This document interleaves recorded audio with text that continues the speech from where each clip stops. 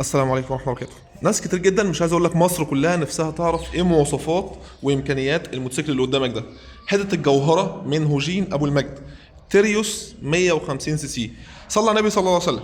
طبعا مش هكلمك عن الفبر بقى والالوان والكلام ده، لا، ده مش بتاعي، ده مش تخصصي، انا ميكانيكي. تعال نخش على الموتور. اول حاجة، الموتوسيكل ده موتور سي بي اف، يعني ناعم، صوته كويس، مفيش ذبذبه او اهتزازات زي اي موتور تاني، فهتلاقي كفاءه الموتور على الطريق كويس.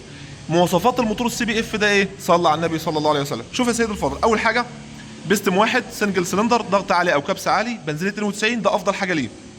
تمام. يعني لو انا مثلا من الريف ما عنديش بنزين 92، عندي 80، يمشي مفيش فيها مشكله.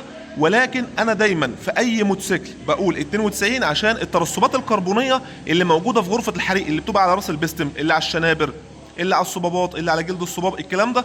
فاحنا في غنى عن الكلام ده، ف 92 افضل حاجه ليه. يعني مش حامي؟ لا مش حامي. طيب، الراس بتاعته هتلاقيها عارضه سنه، فده بيعمل معايا تهويه افضل لغرفه الحريق مع تصادم الهواء، لان ده تبريد هواء. تمام كده. اتنين صباب وعلى كتينه، وكمان تحت هتلاقي في حدافتين، حدافه هنا اللي هي الحدافه الاساسيه اللي فيها البستم اللي عليها دوره التشغيل بتاع الموتور، وحدافه اماميه اسمها البالانس تيب او حدافه الاتزان او عمود التوازن، اللي هي بتعمل على امتصاص الذبذبه والاهتزازات والرجه مع الدواره ومع السرعات العاليه. تمام يا سيد الفاضل، تمام يا سيد الفاضل. الموتور ده 5 غيار، ونظام التشغيل فيه مارش، ده لسهوله الاستخدام. افتح الكونتاك، دوس على زرار المارش، المارش يشتغل، هيدور الموتور. طب المارش ده لا قدر الله حصل فيه عطل ميكانيكي، كهربي، شربون باظ، بتاع البطاريه نامت، الكلام ده، معايا منافله. افتح المنافله ودور، يبقى انا معايا مارش ومنافله كهربي ومانوال. كمان عندي مستوى من الزيت 1000 ملي لتر، يعني ايه؟ 1 لتر زيت لزوجة 20 50. ولو هتقللها في الشتاء تخليها مثلا 10 50 او 10 40 مفيش فيها مشكلة. لتر واحد زيت.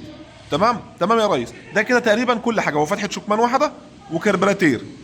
ده كده كل حاجة انت عايز تعرفها عن الموتور نفسه.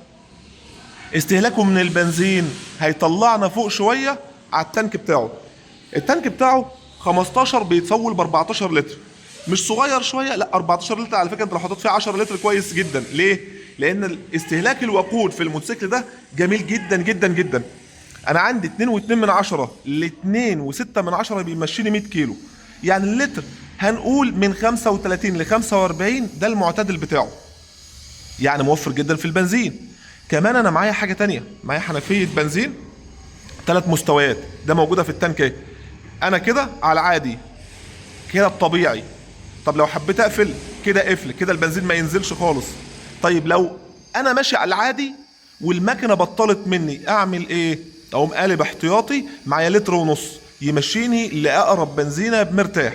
تمام كده. لو طلعت فوق شويه هلاقي معايا عداد مانوال وشاشه نص ديجيتال جوه، هتلاقي فيها عوامه بنزين. تمام. هتلاقي فيها عوامه بنزين. عوامه البنزين ديت مؤشر مستوى البنزين في التانك. يبقى مستوى البنزين في التانك بيعرفني من حاجتين: حنفيه البنزين، ولو طلعنا فوق اهو عوامه البنزين اهي. كده انا على احتياطي. تمام، بيديني مؤشر. طيب يبقى انا كده، ده مواصفات التانك. طيب لو جينا على الشاسيه، شاسيه محترم، لحمات محترمه، حديد كامل، المكنه كل شيء فيها مثبت في الشاسيه. يعني ايه؟ يعني الكارع في الشاسيه، الحمالات في الشاسيه، المقصات شاسيه، كل حاجه حديد، الدواسه الخلفيه في الشاسيه.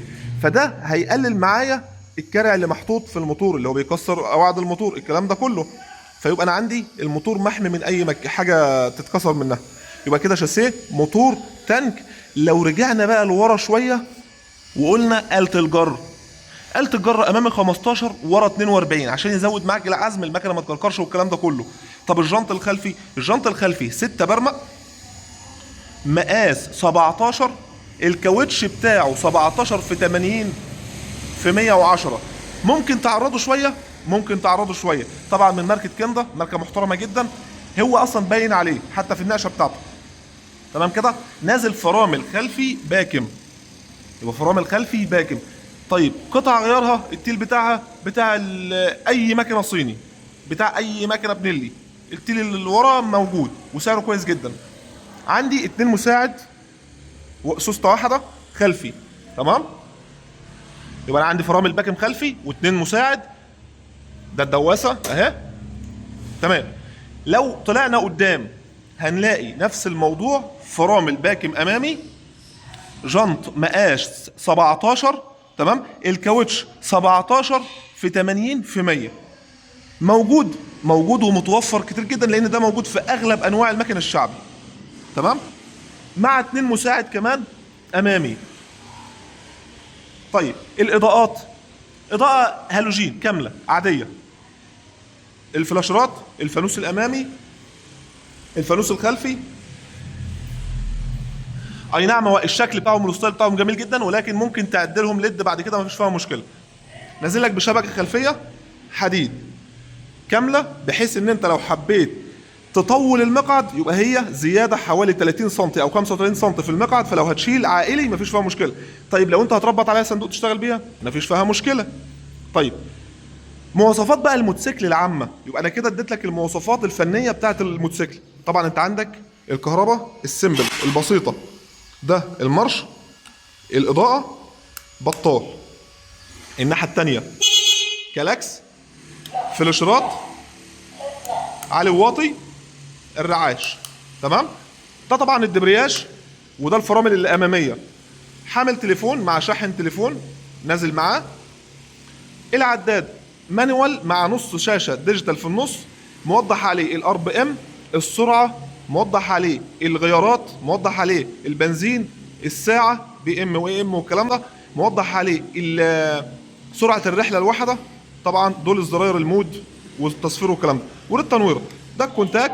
وده كده كل حاجه عن مواصفات الموتوسيكل. زي ما انت شايف موتوسيكل محترم، خامه وجوده، محدش اشتكى منه، بل كل اللي ركبه ما شاء الله شكر فيه.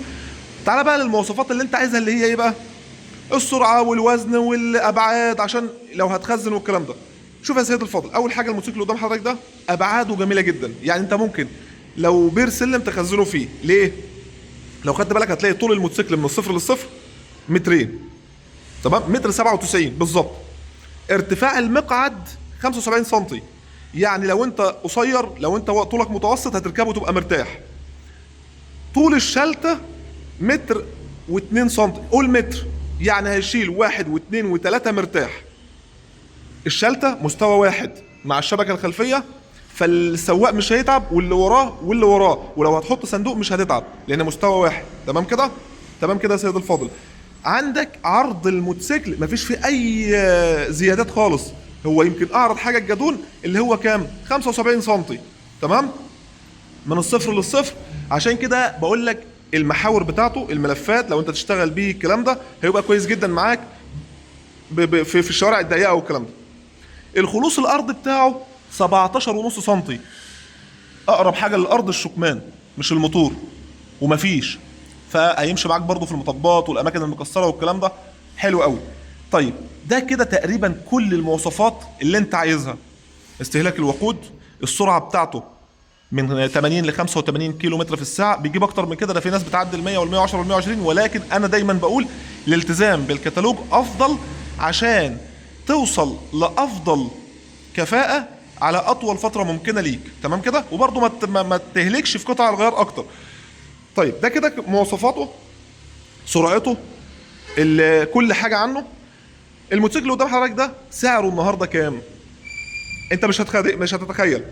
انا عايزك تتخيل ان حته التحفه ده شكل، الوان، ستايل، كفاءه، مواصفات، توفير بنزين، يغنيك عن المواصلات، الكلام ده كله ممكن تجيبه ب 47 وب 48 الف جنيه. يعني مش ب 50 مش ب 55 مش لا. والموتور السي بي اف والاستيراد، الحاجه نظيفه. قطع الغيار طبعا انت عارف في التوكيل ابو المجد، فحاجه محترمه. ما تنساش تصلي على النبي صلى الله عليه وسلم. هو كده كده عمل لوك لوحده اهو. والسلام عليكم ورحمه الله وبركاته.